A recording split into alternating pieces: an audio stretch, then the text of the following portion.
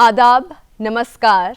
मैं स्मृति रस्तोगी आप सभी का इस्तकबाल करती हूँ और आज हमारे साथ मौजूद हैं एक ऐसी क्लासिकल गायिका जिनकी आवाज़ में कश्मीर की मिट्टी की खुशबू है, डॉक्टर सपना कचरू।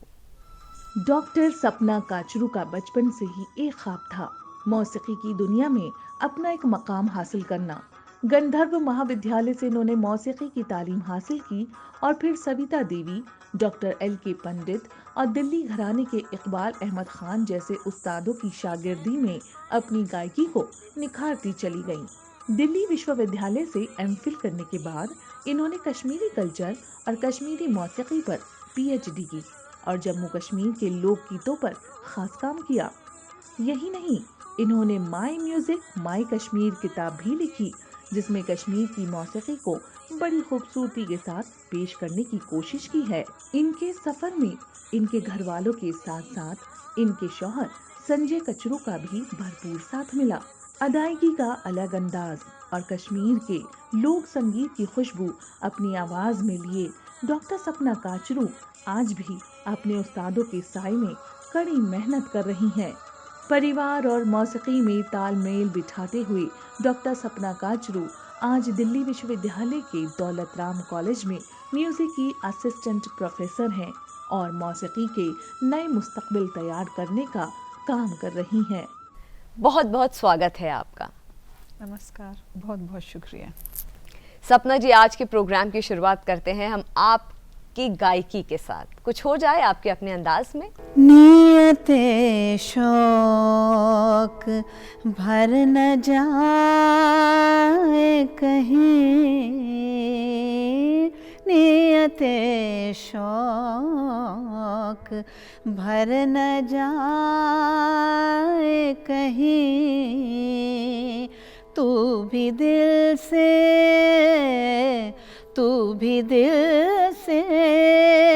उतर न जाए कहीं, नियते शौक भर न जाए कहीं। बेहद खूबसूरत सपना जी। जब प्रोग्राम की शुरुआत ही इतनी खूबसूरत हो जाए तो आगे का तो मंजर और भी देखने के काबिल रहेगा। सपना जी, एक जो सवाल जो दिल में हमेशा बना रहता है कि आपने बचपन से ही ये सोच लिया था कि आप क्लासिकल सिंगर बनेंगी या किसी से आपको इंस्पिरेशन मिली? स्मृति जी, ऐसा होता है कि जब बच्चा गायन की तालीम लेता है तो उसको ये एग्जैक्ट नहीं पता होता कि वो क्लासिकल सिंगर बनेगा, क्योंकि एक तो उसकी एज बहुत कम होती है उस वक्त, तो कि वो लोक संगीत की लाइन लेगा, कि वो गज़ल सिंगर बनेगा या क्या। बट जब तालीम लेनी शुरू करी तो तालीम, क्योंकि गायन की हमेशा शास्त्रीय से ही होती है, तो शास्त्रीय की तालीम लेते लेते लेते इनवॉलंटरीली शास्त्रीय गायन में आ गई। और शास्त्रीय के आपको पता है शास्त्रीय के कॉन्सर्ट्स भी देती हूँ, तो तालीम क्योंकि शास्त्रीय की होती है तो बच्चा चाहते या ना चाहते उसी में क्लासिकल की गायकी में ही लग जाता है। आगे फिर और एवेन्यूज़ निकल जाते हैं, वेदर वो गज़ल सिंगर बनना चाहे कि वेदर वो लोक संगीत में जाना चाहे या भक्ति संगीत की भजन सिंगर बन जाए। तो ऐसा कुछ इंटेंटेड मिशन नहीं रहता। सपना जी, बचपन की कुछ ऐसी बातें जो आप हमारे साथ शेयर करना चाहती होंगी? देखिए, शुरू से ही संगीत में इंटरेस्ट था, थोड़ी सी गायन में आवाज़ अच्छी होगी, तो उस कारण पेरेंट्स ने सोचा कि क्यों ना इसको कोई म्यूज़िक स्कूल डाल दिया जाए। जैसे कोई बच्चा डांस में अच्छा है, कोई एक्टिंग में अच्छा है, कोई थिएटर में अच्छा है, लाइक दैट। तो उन्हें लगा क्योंकि आवाज़ अच्छी थी तो उन्हें लगा कि क्यों नहीं उसको म्यूज़िक स्कूल में इसको एडमिशन करा के इसको संगीत की तालीम दे दी जाए, जिससे इसका इंटरेस्ट चैनलाइज हो जाए। तो घर के पास एक गांधर महाविद्यालय करके इंस्टीट्यूट होता था, तो वहाँ पे पेरेंट्स ने वहाँ एडमिशन करा के वहाँ स्टूडेंट जाने लग गई, वहाँ से तालीम लेनी शुरू करी। इस तरह से सफ़र आगे बढ़ता गया। ये जो सफ़र होता है सपना जी, ये इसमें अमूमन देखा गया है कि परिवार का जो सपोर्ट होता है वो बहुत लाजमी होता है, तो कुछ परिवार के बारे में आप हमको बताना चाहेंगे? ज़रूर। शादी से पहले मदर का बहुत रोल था कि इसको संगीत में कुछ ही अच्छा करे with in the guided premises, कोई ऐसा गलत ना करे कि भाई कि नाम खराब हो जाए या समथिंग। तो वो हमेशा जब भी कहीं गाना होता था तो साथ जाती थी, जिनसे सीखना चाहती थी उनसे बात करती थी कि भाई ये ठीक इसका प्रॉपर चैनल रहे सीखने का। और तो खैर शादी हो गई, कई साल हो गए, तो शादी के बाद हस्बैंड का, एक लेडी का कहना चाहूँगी कि एक लेडी बिना मेल सपोर्ट के आगे नहीं बढ़ सकती with in the guided parameters. तो हस्बैंड का बहुत सपोर्ट है इन द सेंस कि जहाँ भी कॉन्सर्ट होता है वो पहले ही रेडी हो जाते हैं कि कहाँ पे गाने जा रही हूँ। उनकी जो पूरी तैयारी होती है आप समझ सकती हैं कि पूरी पैकिंग, अगर कहीं जाना भी होता है बाहर कहीं कॉन्सर्ट तो पूरी पैकिंग वगैरह वही करके देते हैं। फाइनेंशियल, इमोशनल, हर तरीके का सपोर्ट जब तक लेडी का ना हो उसका आगे बढ़ना मुश्किल होता है। तो हस्बैंड का सपोर्ट एक लेडी को ना हो तो थोड़ा सा लेडी टेक सब जी मुश्किल हो जाता है, क्योंकि एक lady can not be a male. तो उनका बहुत सपोर्ट रहता है। उनका नाम है श्री संजय काचरू जी। तो वो प्रॉपर देखते हैं कि कहाँ पे गाने जा रही हूँ, अच्छी जगह गाने के में ही प्रोत्साहित करते हैं कि अच्छी जगह हो, अच्छा नाम हो, अच्छी तारीफ मिले और इनकरेजमेंट मिले, जिससे और आगे बढ़ने का एक रास्ता साफ हो जाए। जी जी सपना जी, आप एक क्लासिकल गायिका हैं, ये हमको बहुत अच्छी तरीके से पता है, बट आप इसके साथ साथ एक कश्मीरी लोक गायिका भी हैं, उसके बारे में कुछ बताइए हमें। देखिए, बाय बर्थ एक कश्मीरी हूँ, तो हालांकि कश्मीर में रही नहीं, बट खून तो कश्मीरी ही है जी। तो कश्मीरी ज़बान में गाना अच्छा लगता है क्योंकि अपनी ज़बान है। तो कुछ साल पहले एक सीडी भी निकाली थी जो कश्मीरी गानों की जी। वो deputy chief minister of JNK उस वक्त थे डॉक्टर निर्मल सिंह जी, उनके हाथों द्वारा वो सीडी रिलीज़ करी गई। बहुत खूबसूरत। उसका जी वो मावलंकर ऑडिटोरियम में बहुत अच्छा फंक्शन हुआ था, वहाँ पे वो पूरा कार्यक्रम में वो जब वो सीडी रिलीज़ की तो बहुत अच्छा मौका था कि खुश होने का कि बहुत एक तो क्योंकि कश्मीरी हूँ कहना चाह रही हूँ, तो इसलिए कश्मीरी गाना पसंद करती हूँ। और भी लोग गीत गाती हूँ, जैसे बचपन में सीखे थे राजस्थानी फोक, हरियाणवी फोक, तो इस तरह से। तो आप कहें तो एक राजस्थानी लोकगीत आपको सुना के देती हूँ। जी जी जी बिल्कुल। ओ कुण बीजे बाज रोए बदरी, ओ कुण बीजे मोठ मेवा मिसरी, सुरंगी रुत आई म्हारो देश में, भलेरी रुत आई म्हारो देश में। ओ कुण बीजे बाज रोए बदरी, ओ कुण बीजे मोठ मेवा मिसरी, सुरंगी रुत आई मारो देश में, भलेरी रुत आई मारो देश में।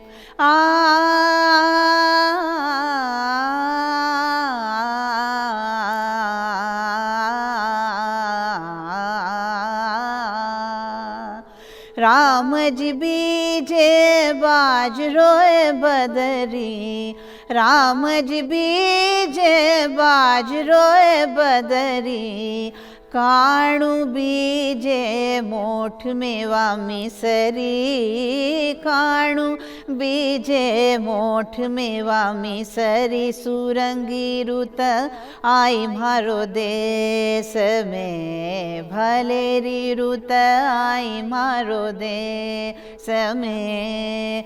ओ कुण बीजे बाज रोए बदरी, ओ कुण बीजे मोठ मेवा मिसरी, सुरंगी रुत आई मारो देश में, भलेरी रुत आई मारो देश में। सपना जी, आपकी आवाज़ की जो मिठास है वो काबिल तारीफ़ है। मैं जानना चाहूँगी कि किन उस्तादों से आपने अपनी तालीम हासिल की? देखिए, उस्ताद इकबाल अहमद ख़ान दिल्ली घराने के खलीफा थे।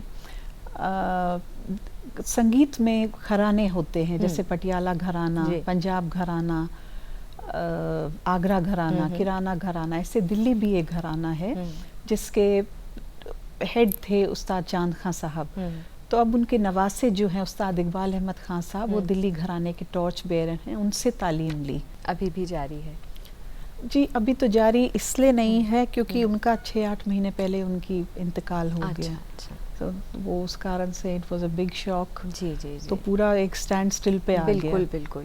सारा तालीम एक तरफ रह गई एक तरह से। बट करने वाले को कोई रोकता नहीं है स्मृति जी, तो रियाज अपना करती ही रहती हूँ एंड प्रोग्राम्स में गाती ही रहती हूँ। कोई ऑफ़र आए तो ज़रूर एक्सेप्ट करती हूँ और वहाँ जाना अपनी खुशकिस्मती समझती हूँ कि मौका दिया गया। और उस्तादों के गाइडेंस की बहुत ज़रूरत होती है। जी हाँ। तालीम उसमें एक अहम किरदार निभाती है। हाँ।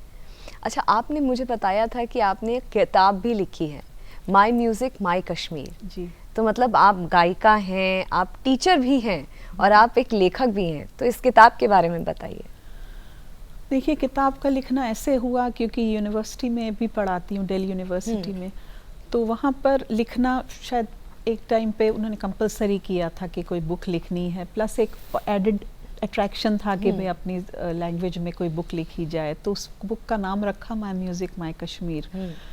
तो उसमें 8 चैप्टर्स थे। कुछ तो क्योंकि एमफिल पीएचडी भी कर चुकी हूँ, तो एमफिल पीएचडी में जो टॉपिक था उसी टॉपिक को छेड़ के थोड़ा लेफ़्ट एंड राइट करके उस पर वो किया, एक बुक लिखी। उसमें 8 चैप्टर्स हैं। जैसे उस पहले कल्चर के बारे में बताया गया है और शास्त्रीय संगीत और कश्मीर संगीत में सिमिलैरिटीज़, डिफरेंसेस क्या क्या थे उनके बारे में बताया गया है। और कौन कौन सी तालों में कश्मीरी संगीत बद्ध होता है जी, वो सब भी बताया गया है। और कौन कौन से इम्पोर्टेंट म्यूजिशियंस हैं जो कश्मीर में रूल कर रहे हैं bye their talent and merit, उस सब के बारे में दर्शाया गया है। तो इस तरह से वो बुक है। बहुत अच्छी बात है कि वो दिल्ली यूनिवर्सिटी और बनारस हिंदू यूनिवर्सिटी जैसी यूनिवर्सिटीज़ में वो बुक रखी गई है एंड जो स्टूडेंट पढ़ना चाहें they can easily go to the libraries and take the book and read. आप एक क्लासिकल गायिका हैं, ये हम सबको बखूबी अच्छी तरह से पता है, बट फुर्सत के पलों में आप क्या करना पसंद करती हैं? घर पे खाना पकाना अच्छा लगता है, तो फैमिली मेंबर्स के साथ कहीं बाहर आउटिंग पे जाना अच्छा लगता है, मूवी देखना अच्छा लगता है। जी मतलब एक किरदार जो आपका है वो बहुत बड़ा किरदार है। आप गायकी के साथ साथ घर को संभालना, घर के साथ साथ अपने बच्चे के साथ जो एक आपका इंटरेक्शन है वो, फिर बाहरी भी, तो आप एक जो आपका जो रोल है वो मैं कह सकती हूँ कि तमाम चीज़ों का एक निचोड़ है वो आपका जो किरदार है। जी। अच्छा, आपने मुल्क में परफॉर्म किया है, बहुत ढेर सारी आपकी परफॉर्मेंस रही हैं, इसके अलावा आपने और कहाँ कहाँ परफॉर्म किया है? स्मृति जी, यूके ब्रिटिश हाई कमीशन ने 3 बार बुलाया जी। तो उसके बाद कश्मीर ओवरसीज़ एसोसिएशन ने बुलाया, उनका एनुअल कैंप लगता है हर साल, सालाना एक कैंप होता है। उन्हें America Kashmir overseas association USA ने बुलाया। 2 साल हो गए, बट अनफॉर्चुनेटली तब वीज़ा रिजेक्ट हो गया। अच्छा। सांस देखिए, उसके 6 महीने बाद 10 साल का मिल गया। तो बट नेवरदलेस अभी उन लोगों का एक वो था जो ऑनलाइन चलता है, उन्होंने वो कैंप ऑनलाइन ही किया, तो उसमें गाने का मौका उन्होंने अच्छा। फिर दिया, बड़ी खुशी हुई। फिर उसके साथ एक पाकिस्तान जाने का ऑफ़र आया था, पर वहाँ पे चांस देखी कि वहाँ पे कुछ टाइम पहले दंगे हुए थे, तो वो प्रोग्राम में पूरा उन्होंने इंडोर ही करके निवृत्त हो गए वो। तो इस तरह से लंदन, अमेरिका एंड पाकिस्तान जाने का अभी तक ऑफ़र आया है। तो बड़ी खुशी होती है कि इंडिया में तो गाती ही हूँ, अगर फॉरेन में भी अवसर प्राप्त होता है तो एक बहुत खुशी की बात होती है। सपना जी, आपसे गुजारिश करती हूँ कि आप अपनी मीठी आवाज़ में हमें कुछ सुनाएं। जगजीत सिंह साहब की एक नज़म सुना देती हूँ।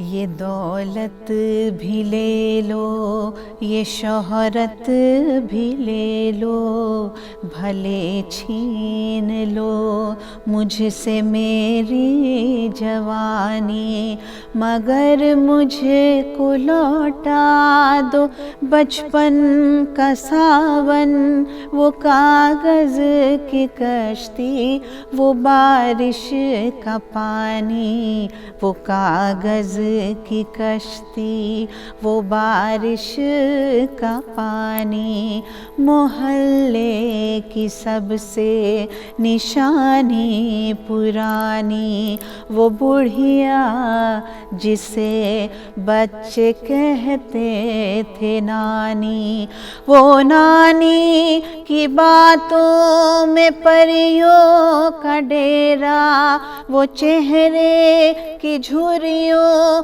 में सदियों का फेरा, भुलाए नहीं भूल सकता है कोई, भुलाए नहीं भूल सकता है कोई, वो छोटी सी रातें, वो लंबी कहानी, वो कागज़ की कश्ती, वो बारिश का पानी, ये दौलत भी ले लो, ये शोहरत भी ले लो, भले छीन लो मुझसे मेरी जवानी, मगर मुझे को लौटा दो बचपन का सावन, वो कागज़ की कश्ती, वो बारिश का पानी, वो कागज़ की कश्ती,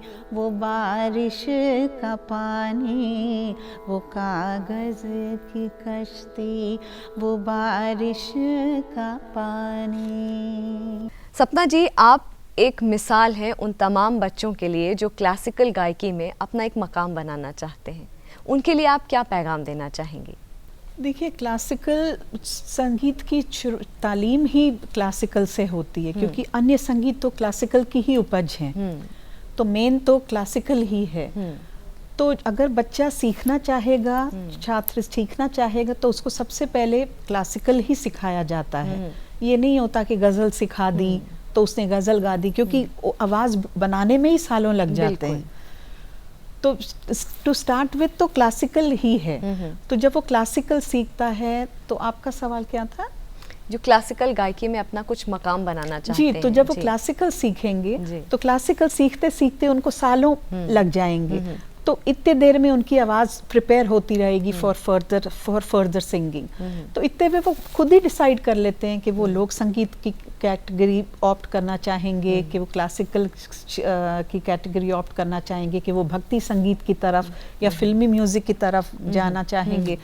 बहरहाल कोई भी संगीत वो लेना चाहें, उपज तो शास्त्रीय संगीत ही है, उसके बगैर तो इंसान सा नहीं लगा सकता। जब तक शास्त्रीय संगीत की तालीम नहीं है, बच्चे को यही नहीं पता कि कौन सा राग बच्चा गा रहा है, तब तक वो कैसे किसी भी फॉर्म ऑफ सिंगिंग को ऑप्ट कर सकता है? समझ कैसे आएगी? कैसे आएगी? वो संगीत की आ ही नहीं सकती, वो संगीत की लयकारी और संगीत की समझ।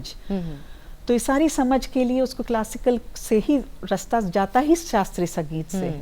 तो तब तक जब तक वो सालों उसको तपस्या में लग जाते हैं, तो नेवर एंडिंग साधना है जी। जैसे एक मैराथन में पार्ट लेता है, जिस दिन टांगे नहीं चलेंगी, जिस दिन वॉक नहीं किया, इस तरह से सिंगर को डेली गाना ही गाना है।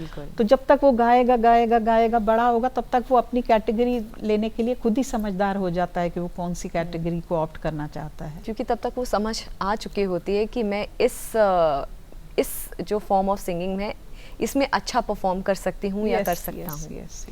तो वो जो रास्ता गुजरता है, वो शुरुआत उसकी होती है क्लासिकल सिंगिंग से, फिर उस शास्त्रीय सिंगिंग से, गायकी से शुरुआत होते होते फिर वो जाकर के इंसान या कोई भी स्टूडेंट अपनी पसंद का कोई भी ऐसी गायकी ऑप्ट कर सकता है। लोक गीतों की तरफ जो आपने रुख किया, वो कैसे किया आपने? देखिए, वो रुख कोई, जैसे पहले कहा कि कोई इंटेंटेड, वो कोई डेलिब्रेट अटेम्प्ट नहीं होता, वो होते होते हो जाता है। जैसे कि क्लासिकल के कॉन्सर्ट्स गाती थी, फिर आया कि भाई जब क्लासिकल गा सकती हूँ तो लोक संगीत में क्यों ना ट्राई करूँ। अच्छा। तो लोक संगीत की फिर एक सीडी निकाली, तो उसकी वाहवाही हुई, लाइक्स आए एंड ऑफर आए कि भाई कोई कॉन्सर्ट हो, उसमें फरमाइश करते हैं कि आप कश्मीरी गीत गाइए, आप कश्मीरी हैं, आप कश्मीरी क्यों नहीं गाती। तो इस तरह से होते होते होते हो जाता है, क्योंकि जैसे कहा कि बाय बर्थ कश्मीरी हूँ तो कश्मीरी ज़बान में गाना अच्छा ही लगेगा, जाहिर सी बात है। तो अब कश्मीरी लोकगीत की बात हो रही है, तो आपसे मैं गुजारिश करूँगी कि कश्मीरी लोकगीत एक हमें सुनाइए, हमारे दर्शकों को भी बहुत अच्छा लगेगा। ये थोड़ा रोमांटिक गाना सुना रही हूँ जी। कत्यू छुक नुंदबाने वलो माशूक म्याने, मतलब एक लड़की अपने प्रियतम को ढूंढ रही है कि माशूक आप कहाँ हो, आ जाओ, आपको ढूंढ रही हूँ बहुत बेसब्री से। कत्यू छुक नुंदबाने वलो माशूक म्याने, कत्यू छुक नुंदबाने वलो माशूक म्याने, मैं कोरना चाने चाने वलो माशूक म्याने, मैं कोरना चाने चाने वलो माशूक म्याने, कत्यू छुक नुंदबाने वलो माशूक म्याने। सपना जी, आप कश्मीर सेंट्रल यूनिवर्सिटी की एकेडमिक काउंसिल मेंबर भी हैं, तो ये सफ़र कैसे यहाँ पे तय हुआ और कैसे मुमकिन हुआ, उसके बारे में कुछ बताइए। देखिए, एक हस्बैंड के फ्रेंड हैं चांद, इंसिडेंटली श्री महराजुद्दीन खान साहब, वो कश्मीर सेंट्रल यूनिवर्सिटी के वाइस चांसलर हैं। तो उनको लगा होगा कि गाने में अच्छा करती हूँ, लगी रहती हूँ, मेहनत करती रहती हूँ, तो उनका एक दिन फ़ोन आया कि सपना तुमको इस तरह से वो ऑफ़र दे रहे हैं कि वो स्थान दे रहे हैं। तो बहुत खुशी हुई सुनकर। तो तब से एकेडमिक कश्मीर सेंट्रल यूनिवर्सिटी की एकेडमिक काउंसिल मेंबरशिप में आ गई। तो जब भी कोई मीटिंग होती है तो वो कहते हैं कि या तो आपको टिकट देंगे या आप ऑनलाइन मीटिंग, आप जैसे प्रेफर करें। अच्छा। जी। तो ये सब बातें सुन के अच्छा ही लगता है। तो it gives you a high obviously. जो सालों की जो आपकी मेहनत होती है वो इस तरीके से एक कामयाब होते हुए दिखती है जब आपको ये मकाम हासिल होते हैं ज़िंदगी में। Absolutely, yes. जी। सपना जी, आपका ये जो कामयाबी का सफ़र अब तक का रहा है, मैं उम्मीद करती हूँ कि इनमें कई ऐसे लोग होंगे, तमाम ऐसे लोग होंगे जिनकी मौजूदगी रही होगी, जिनका साथ रहा होगा। आज गुफ्तगू के ज़रिए आप किन लोगों का धन्यवाद करेंगे, उनका शुक्रिया अदा करेंगे? भाई ऑब्वियसली शादी से पहले पेरेंट्स, शादी के बाद हम सफ़र, हस्बैंड श्री संजय जी को बहुत बहुत थैंक्स करती हूँ कि वो इस संगीत के जो एक नेवर एंडिंग रास्ता है उसमें पूरा अपना योगदान देते हैं और ये समझते हैं कि इसकी मदर का बहुत एक वो रहा है, पीछे से हैंड रहा है कि भाई ये कुछ संगीत में करे। तो वो ये परंपरा आगे ले जा रहे हैं और वो चाह रहे हैं कि ये और अच्छा करे। तो उनका हर तरीके से जहाँ तक सपोर्ट पॉसिबल हो सकता है वो अपना, he is always available for taking me ahead कि कुछ आगे करूँ और अच्छा करूँ और अच्छा करूँ। तो उसमें there is no ifs and buts कि ये नहीं कर सकते या वो नहीं कर सकते, वो आगे बढ़ाने में लगे रहते हैं। ये बहुत खुशी की बात है। इस साथ से बढ़कर के कोई साथ भी नहीं है। एब्सोल्युटली जी। सपना जी, आपने हमें अपने पसंद की गज़ल सुनाई, आपने लोकगीत सुनाए, राजस्थानी, कश्मीरी, तो अब चलते चलते आपकी पसंद का एक फिल्मी नगमा हो जाए।